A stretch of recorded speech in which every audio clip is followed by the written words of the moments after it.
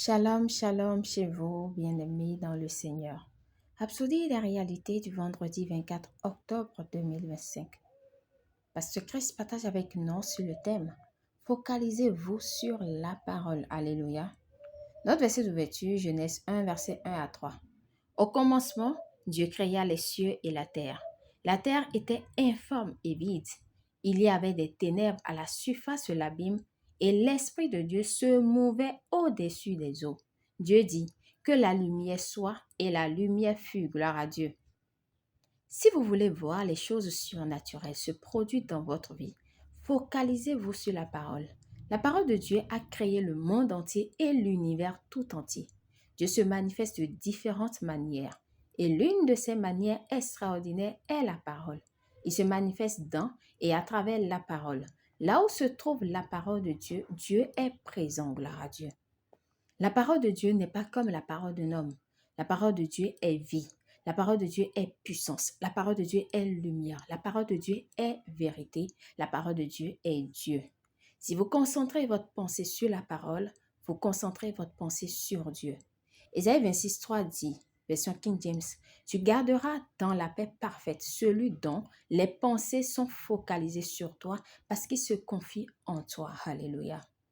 Comment rester ou garder votre pensée fixée sur lui? C'est en fixant votre pensée sur sa parole, en méditant sur la parole. Peu importe ce que vous rencontrez dans la vie, que Dieu soit tout ce que vous voyez. Cela signifie voyez la parole. Ayez la parole à l'esprit. Quand vous avez à l'esprit la parole de Dieu, vous êtes prêt pour le surnaturel. C'est dans la parole que réside la puissance surnaturelle de Dieu. C'est la raison pour laquelle le Saint-Esprit ne fait jamais rien sans la parole.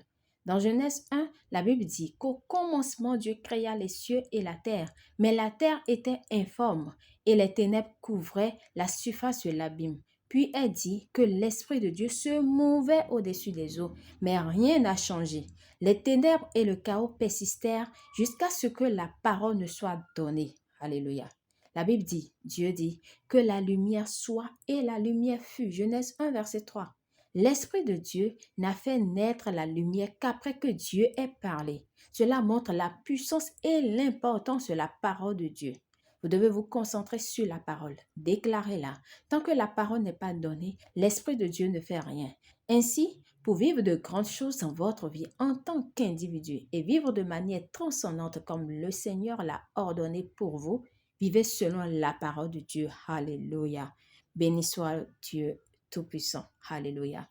Priez. Cher Père, merci pour la puissance et l'intégrité de ta parole.